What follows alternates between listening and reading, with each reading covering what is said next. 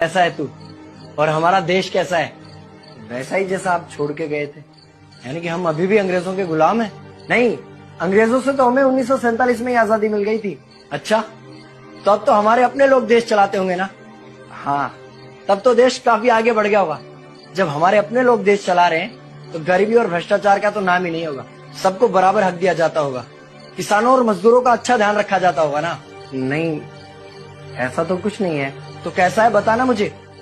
कैसे हमारे अपने नेता, हमारे आजाद भारत के नेता, 100 साल हो गए मुझे गए हुए, बताना। हमारे अपने नेता वो तो अपनी जेबें भरने में लगे हुए हैं। आने वाली 7 पीढ़ियों को नहीं बल्कि 700 पीढ़ियों को ना कमा कर खाना पड़े उस चीज के इंतजाम में लगे हुए हैं।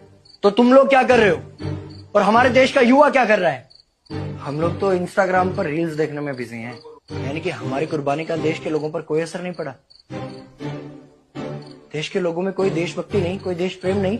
नहीं, ऐसा नहीं है। आपके लिए और देश के लिए बहुत प्रेम है भारत के लोगों के दिलों में। हर 15 अगस्त और 26 जनवरी को तिरंगा फहराते हैं, पूरे जोश के साथ भारत माता की जय बोलते हैं और आपकी डीपी भी लगाते हैं। और भारत और पाकिस्तान के क्रिकेट मैच के दौरान तो हमारी देशभक्ति पीक पर होती है। तुम इसे देशभक्ति समझते हो?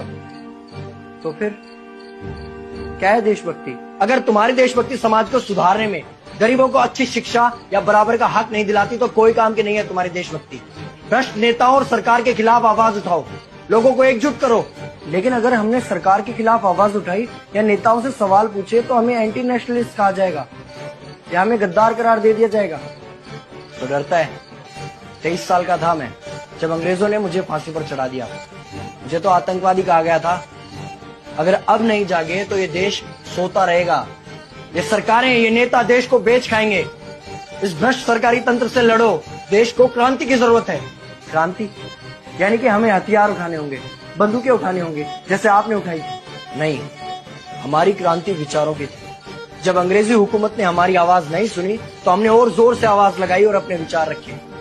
और क्रांति केवल सत्ता को बदलने तक सीमित नहीं है, बल्कि इस भ्रष्ट अन्यायी तंत्र को जड़ से उखाड़ कर फेंकना है। पर ये होगा कैसे? अपने आसपास से शुरुआत करो। जो भी तुम्हें भ्रष्ट नजर आए उसके खिलाफ आवाज उठाओ, एक्शन लो। तुम्हारे टैक्स का पैसा नेताओं की जेब में जा रहा है, हिसाब मांगो। अपने वोट का सही इस्तेमाल करो, लोगों को जागरूक करो और इस देश को आजाद करवाओ। इंकलाब जिंदाबाद, इंकलाब जिंदाबाद।